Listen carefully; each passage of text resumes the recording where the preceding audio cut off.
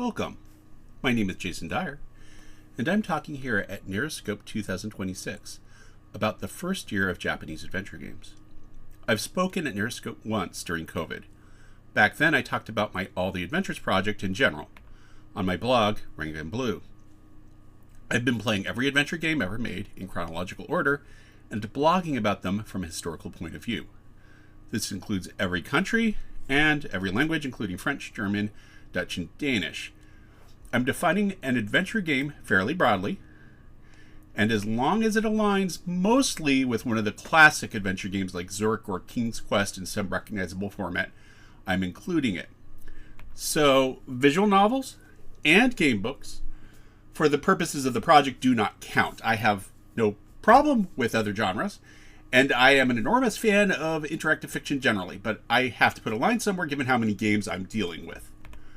For today, I wanted to focus on a small slice of the project, the part in Japan. Japan's first adventure came out in March of 1982, so the first year of Japanese adventure games is from March of 1982 to February of 1983. This gives a compact span of time to think about, but also gives a view into a country whose development of adventure games was very different from the United States. I'll be talking today about every game on the timeline, including the ones marked in red, which I do not have the opportunity to play yet, as I do not have access to a copy. If any of you happen to have Mycom City's Ninja Adventure laying around in your attic, do let me know. The origin point of adventure games in most countries was Adventure by Crowther and Woods, with the canonical 350-point version released in 1977. I'm not going to go deeply into this history here because that would be an entirely different talk, but I do want to highlight that in addition to establishing the idea of an adventure game being controlled by typing commands like Go Building and Get Lamp, it also established the idea that your goal is to gather treasures that may need to be moved to a particular location, a light source that's needed for part of the map, exits that include diagonals like northeast, southeast, southwest, and northwest, enemies that move at random, in Adventure it's the dwarves and the pirate, and mazes including rooms with exit mismatch. That is, if you go east from A to B, going west doesn't necessarily take you back the same way. The paths can curve between rooms. Adventure games in Japan did not pick up on most of these. In general, there are treasures, but not essential gathering place. This is important in that it changes the structure of a game radically when you include the treasure hunt structure. The treasure accumulation naturally branches the plot into many different routes, but taking that out can lead to a plot that's more linear. Light sources, moving enemies, and mazes also, for the most part, don't appear. The reason why is that the big influence was not Crowther Woods, but online systems run by Ken and Roberta Williams, who would eventually call their company Sierra Online. For the rest of this talk, I'll just call it Sierra, since that's what most people remember them as, but just note that it's online systems for their earliest games. Japanese knew Apple II games from imports, and Sierra was amongst those games. Crowther Woods Adventure had an Apple II port too, and you can see here a Sierra game, that's The Wizard and the Princess, being sold alongside Adventure. The Sierra games are the ones that connected with the Japanese audience. The first of them was Mystery House. Around Christmas 1979, Ken had gotten a home teletype for work, that's a printer that could connect to a large mainframe, and discovered that the program Adventure was on it, the 1977 game. He showed it to Roberta, who ended up becoming addicted, and after she finished, she wanted more games, and after she finished those games, she felt the urge to write her own, and Mystery House is the result. It was loosely derived from mystery novels where most of the cast dies, like And There Are None, and the game Clue. Mystery House from 1980 and the games that followed, like Wizard and the Princess, became iconic to early Apple II gamers, and this includes the Japanese who were importing them. they played the games with reference to dictionaries. With one exception I'll get into later, Crowther Woods was essentially not a direct influence. I think it's a fair amount of this tracing to the difficulty in translation, and it's easier to play a game in a foreign language if there's a picture attached. I'm going to give an analogy here. You might notice the screenshot here is in French. And even if you know French, just assume that you don't know French for a moment. The person who made this is Tom Nelavenko, who lived in France during the 1970s, and by 1980 he was back in the United States and had a software store. And according to Ken Williams, he hacked the software to make a translation on his own initiative, and it became official product. And it was actually sold in France, Belgium, and Quebec. My point in bringing this screen out is that, again, assuming you don't know French, try to figure out what's going on.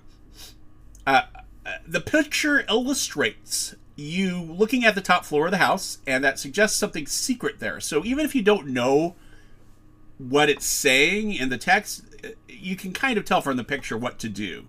That there's something going on in that room in the house, and that you should go there. What it's actually saying is there's a trap door that you can see in the attic through the telescope. And that's where the story goes next. That's where you should go. And then you go through the trap door to find the murderer. Despite this influence, the very first adventure game from Japan was text only. It was written in English and was called Omotesando Adventure. It was printed in the April Fool's edition of ASCII magazine, 1982. An annual magazine for tired and hysterical computer scientists. Note also that magazines that are newsstands have a subtract 1 month rule, or even 1.5 months, which means it was actually out in March in this case. So it starts in March, even though it says it's an April Fool's issue. For those not part of the small circle of people who could afford access to an Apple II, Omotesando genuinely was the first introduction for many Japanese to the idea of adventure games, and the text with the article talks at length about what being an adventure game means in terms of exploration and solving puzzles, and how it's a new type of genre. The game was based on the system Advent 80, which was printed in Dr. Dobbs' journal. This is a U.S. journal that was an offshoot of the People's Computer Company, which was involved in the development of Hunt the Wumpus and Caves in the early 1970s, so there's a deep historical connection with adventure game roots. The article helpfully lists sources. So we get Scott Adams, Infocom, a highly influential article in British Magazine, which eventually caused the Quill to come out of that, an early TRS-80 author, Greg Hassett, and a system called Grow, which was intended as a learning system but could be used for adventure games. This is essentially a roll call of early text adventure history, and it influenced Advent 80, which influenced the creation of Japanese adventure games. So it isn't like the previous influences were missing entirely. It's just they became subsumed under what the Japanese saw. So the Japanese did not experience Greg Hassett games, for instance. TRS-80 wasn't a big thing there. But they experienced the game that came out of that as one of the influences. Omotesando's Adventure setting is the office of ASCII, the ones publishing the game in the first place. Omotesando is the name of the road their office was on, and the goal is to sneak into the office and sabotage their next monthly issue. This is very different from anything going on in Western games, and partly derives from the fact that this whole genre is being introduced with a comedy issue. You break into a multi-floor building, try to avoid alarms, and you set off an EMP bomb, which destroys all the electronics. I want to emphasize, this is very distant from Crowther Woods Adventure. Even though the system came from the world of pure text adventures, the editors mostly knew the Sierra games. There's no diagonal directions, there's no light source, there's no treasure to gather. It does have the fairly unique property that you have to look at a room before you can refer to any of the objects. So if there's a door that you already know about from a previous playthrough, you have to look to make it first exist. I've only seen this behavior in one other game, and it's one from Japan, so it was clearly taking its cues from Omotesando. During corporate sabotage against the company, making the game seems like a very specialized plot point, but because it came so early in Japanese adventure games, it gets returned to multiple times, and other times by other companies. So we'll see that again. Next, after Omotesando, comes the first adventure game written in Japan and written in Japanese, Mystery House by Microcabin. It is originally by Tsukasa Moritani, a dentist and regular visitor to the electronics computer store Microcabin. He showed it to the owner Naoto Oyachi, who was impressed enough to work with Tsukasa to produce a publishable product. So this is a computer store that's not a game publisher, but they're putting the game on their own shelves. And to be clear, it is an entirely different one from the Sierra Mystery House, even though the opening screen here is clearly a direct ripoff. After the start screen, the game gets very different. It's instead almost a first-person view dungeon crawler style compiled. It's basically adventure gameplay with dungeon crawler movement and a compass and so forth. These screens, by the way, are for the Fujitsu FM7. It was originally for a Sharp computer in black and white, and there were a lot of ports of it. This one I found to be the most playable out of the ones that I was able to try. Unlike original Mystery House, where you had to find a murderer and jewels, here the goal is simply to find a treasure. So it takes the jewels part of Mystery House and it says, we're just going to find the jewels. It's either a diamond in the original or gold if you're playing the FM7 version. And since there's just one treasure, it doesn't work like a treasure hunt. It doesn't work where you're gathering from multiple puzzles and then you get to kind of choose what order you want to do things in. It doesn't copy Crowther Woods at all. The constant presence of a compass direction and the idea of the player having a facing is something that was not in original Mystery House. All the Sierra scenes come from a theoretical omniscient side view, as opposed to keeping careful track of which way the player might be turning at any moment. The game was successful enough to build Microcabin's corporate office, and a few months later came a sequel, Mystery House 2, where again you go into a mysterious house to find treasure. To be clear, there are now 3 mystery houses, the one from Sierra, the one from Microcabin, and the sequel to Microcabin's game. The game tried to be a lot like the first game, except it used the maximum capacity of the original hardware, which was the Sharp MZ80B business machine with a disk drive. This one in the picture doesn't even have a disk drive, it is a tape drive. But the disk drive is important because the author, the dentist who made it, basically used the full capacity of the the disk drive.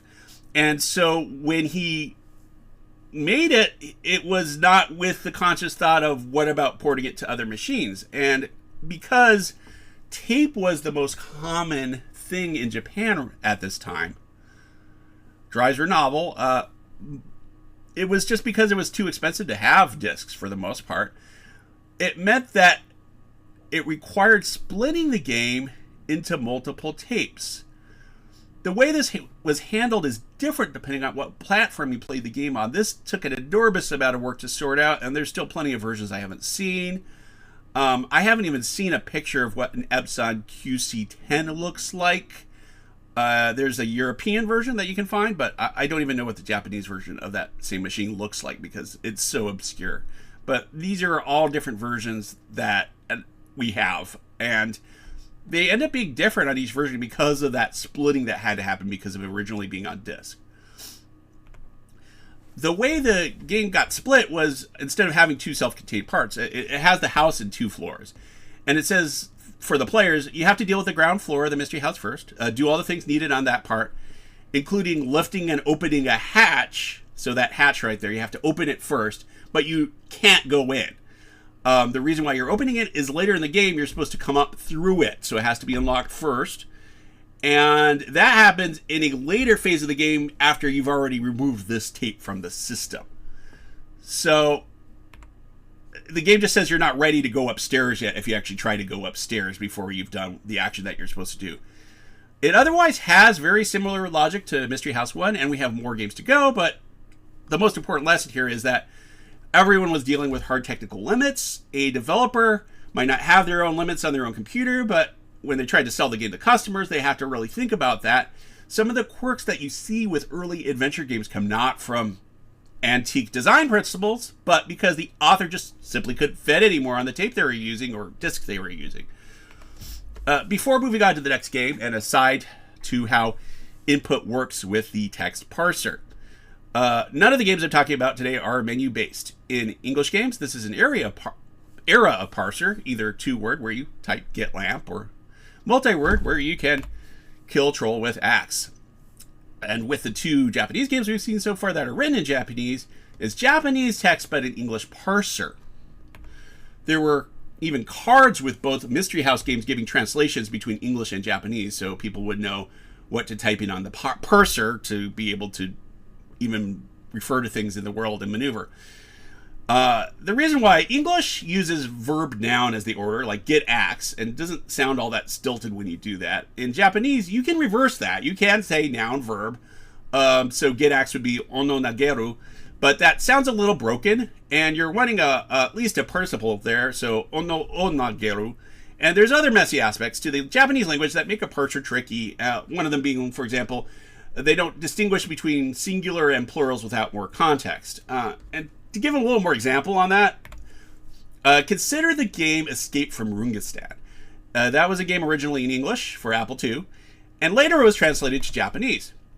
Escape from Rungestan, the original version, has a bit where you need to get skis. The Japanese version mostly follows the English version and even has the same walkthrough. You can type in the exact same text at the parser for the most part, except for the part where you need to get skis. And then because of language issues, they turned it into get ski, and they didn't realize that that was very different, and I found it very confusing when I reached this spot, and I couldn't quite figure out what to do.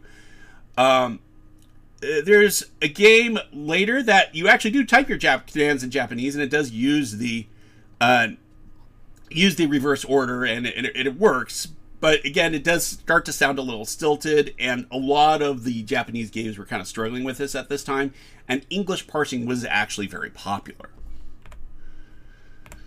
So, the next two games are still by Microcabin. That's Takara Building and Diamond. That's on there. They both have the same shtick to them. You're breaking into a building, and you're trying to steal something and escape. And so it is really copying the Omotesando Mystery House paradigm here in both of those. But look at the timeline. It came right after those games. There wasn't a lot of time to write them, and they're both using graphics. So we're not even talking about cranking out a text game very quickly. We're talking about having to make graphics for it. Diamond Adventure. This is from the Sharp version of the game. There's other versions too. It has you try to break into a building to steal a diamond.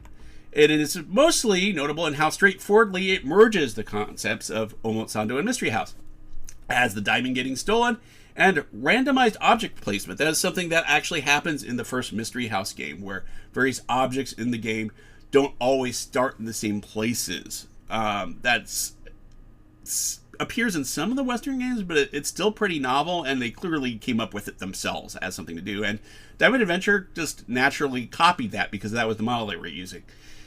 It has a multi-floor building break-in, and if you play this but not the previous ones, it wouldn't be as obvious how much a clone it is, but this is very much a clone of the previous games, just in concept.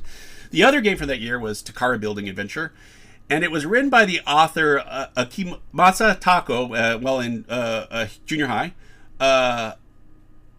In Japan, that would be ages 12 to 15. He made the game just for friends, but it was released without my knowledge, according to him.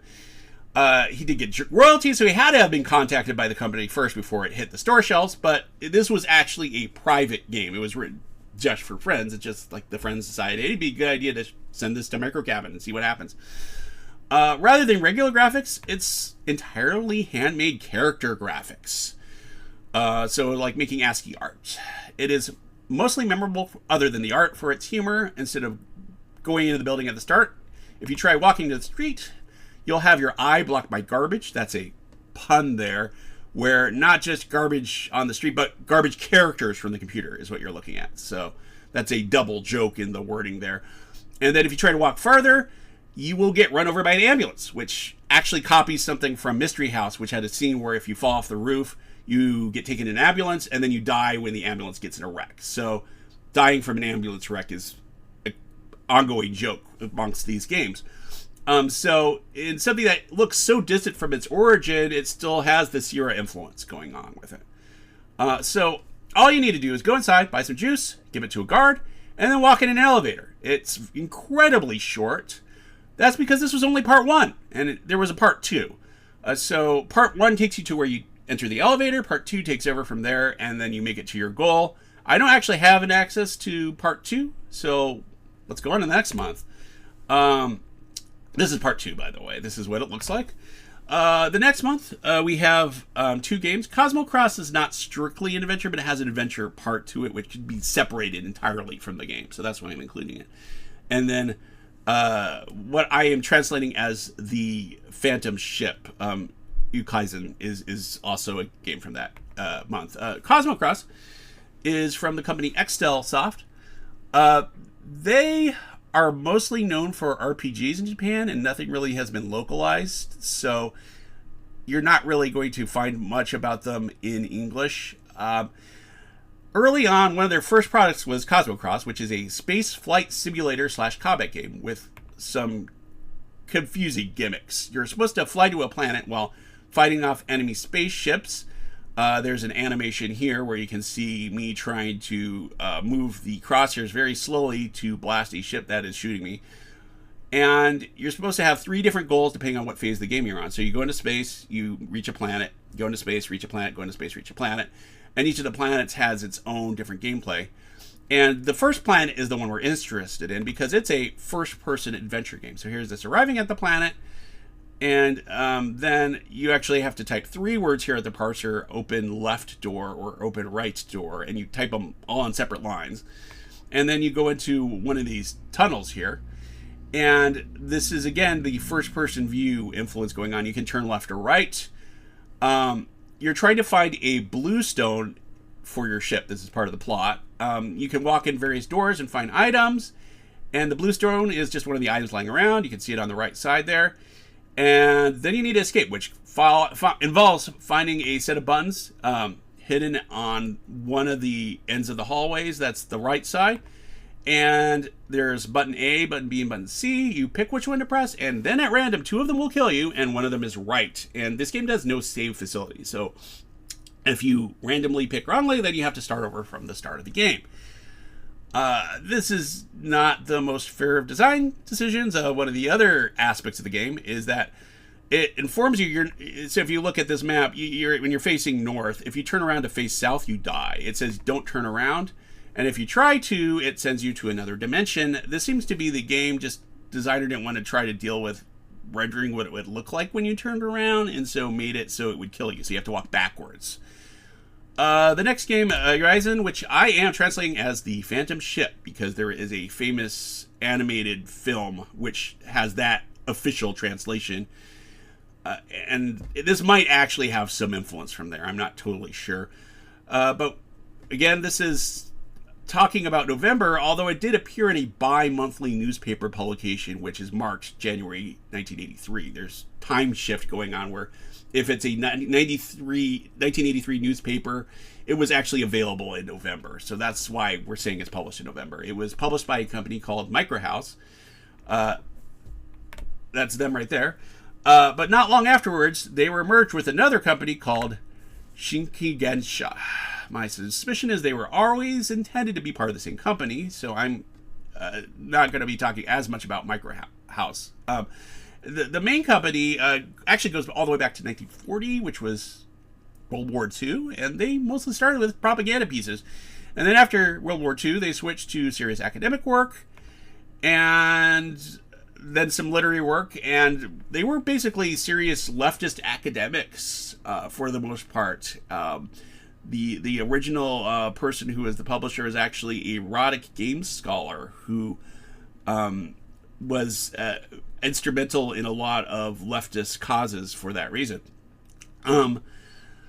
The micro cabin part came out in the 1980s when they kind of switched gears as a company. And this company also had a television show called PC Sunday. And this particular game is notable because it is the first text-only adventure game written entirely in Japanese. So Omotesando was in English, And we've had graphic games with Japanese, but this is the first game that is just text and in Japanese. And it deals directly with having a parser by using the noun-verb format that I was talking about earlier. And if you actually put a participle, it avoids that by just skipping looking at the middle of what you type. So in an English parser, if I type get the axe, but I just looked at the left side of the string and the right side of the string, I would ignore the. So there's a French parser that's very, very early that also did the same thing, so that you could type stuff in the middle and the game would handle it because it would just ignore it. And so it wasn't really parsing it. It's early games. It'll do stuff like that. You fall overboard in the sea and you come across a mysterious phantom ship in the water. And you might expect active engagement with ghosts, but this is a game more about atmosphere. You're just exploring the ship for the most part. It's hard to die. There's skulls that will kill you if you try to move them. And there's a puzzle that will make them peaceful, but only in one spot near the end of the game will you get attacked. It's got the same look property that happens with Omotesando, where things only exist when you look at a room as you enter it. Also note that the plural ambiguity causes some issues. For example, I don't know in this room if there's one cannon or multiple cannons, or if there's one skeleton or multiple skeletons, or if there's even skulls. I still don't know on the cannons. I'm fairly sure it's one on the skeleton / skull, but for the cannons, I never was quite sure. And there's other parts where there's barrels, and if there's one barrel, usually in adventure games is when you search. If there's multiple barrels, it's probably scenery. And so it does affect the gameplay a little bit to not actually be sure if you're dealing with a plural or not. This game still represents a milestone, being the first Japanese adventure to break entirely on its own, not just with the text, but also the parser. And, of course, being the first all-text Japanese adventure is important, and so while they'll remain rare, there are more that follow after this, including one by the author of the Takari Building Adventure, also did an Alice in Wonderland game that is all text. So it did happen, just not that common. It did stick with mostly the Sierra influence of let's have pictures with our game.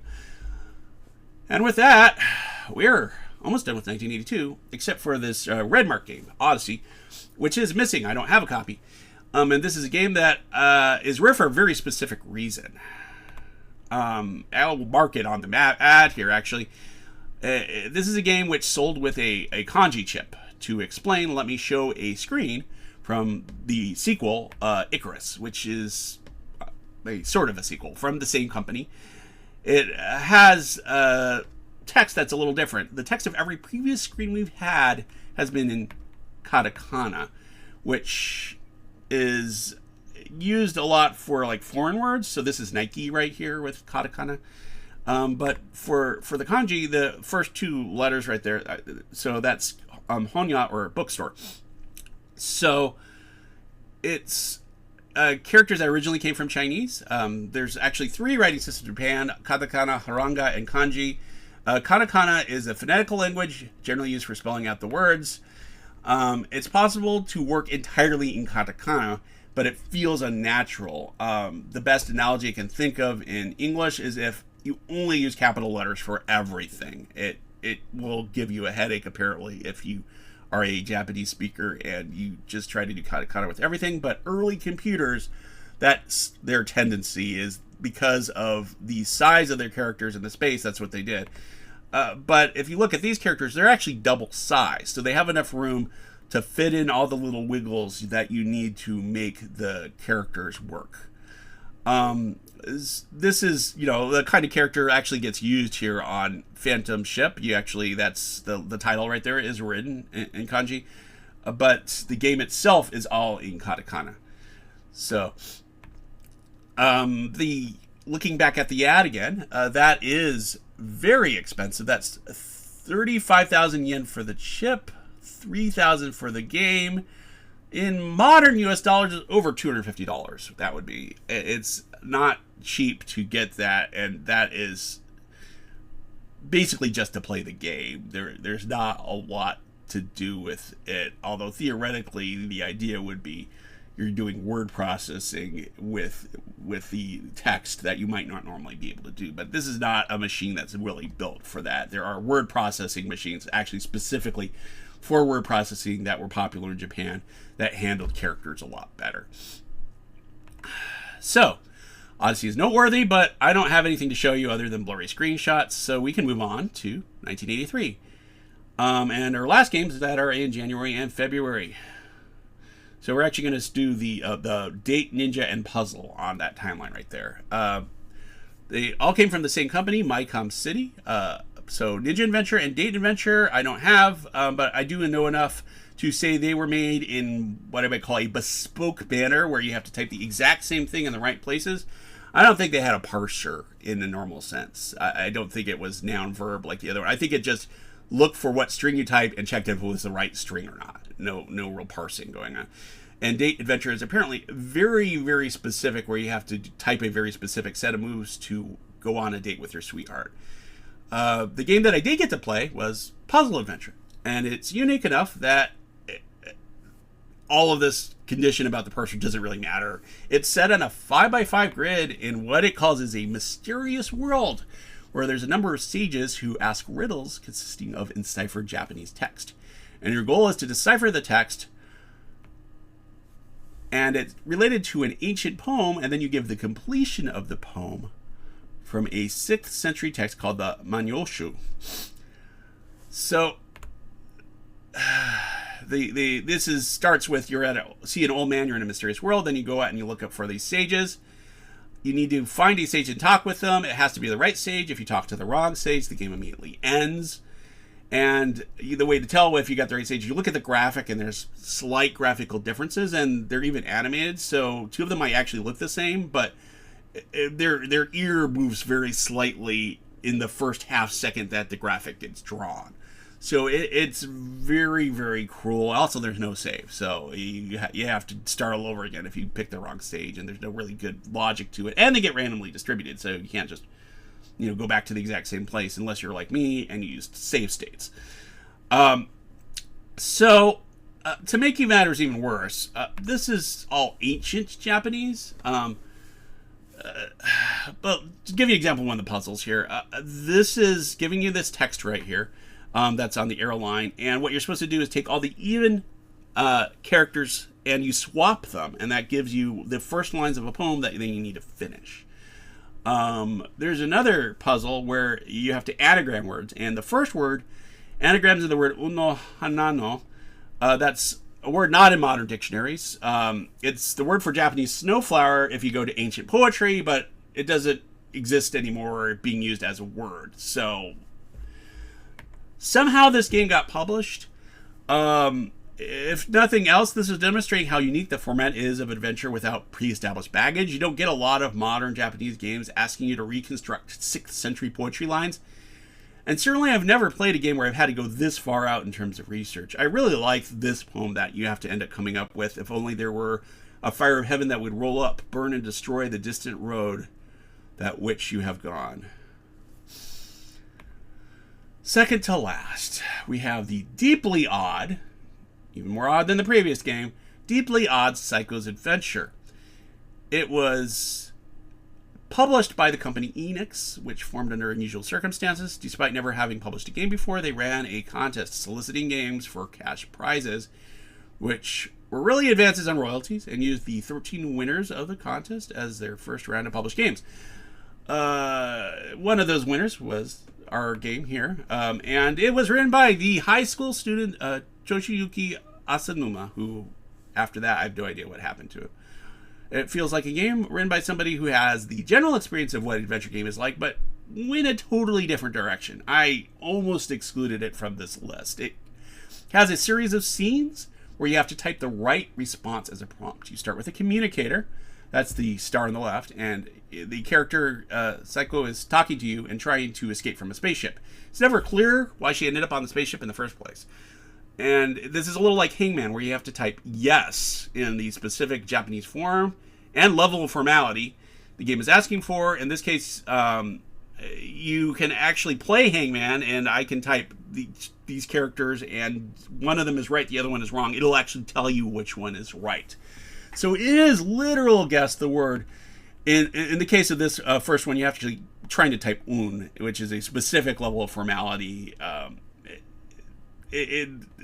if you don't get it right, the character dies and you end up in the game over. So this is guess the word with high stakes. It's also in real time, so it actually is a timed thing. And you have to type fast enough to be able to win.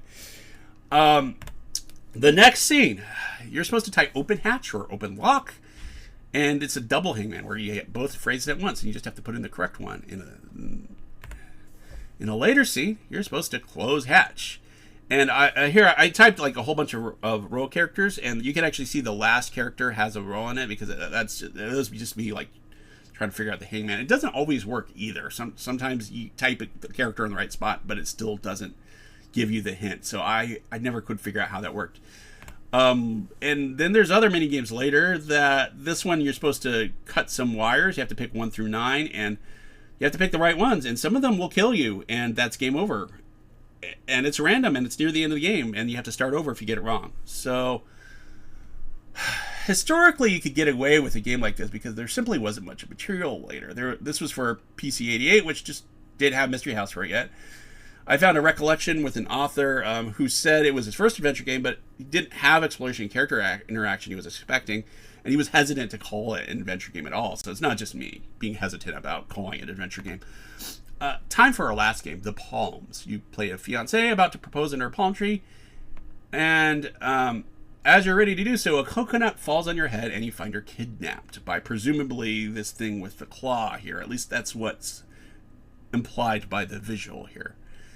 You can think of it, the start of Japanese adventures, as a trilogy of sorts, where Omotesando establishes what adventures are. Mystery House gets them started in Japanese. The Palm puts them in a audio-visual direction that was much closer to the original Sierra games, where everyone wanted to copy that.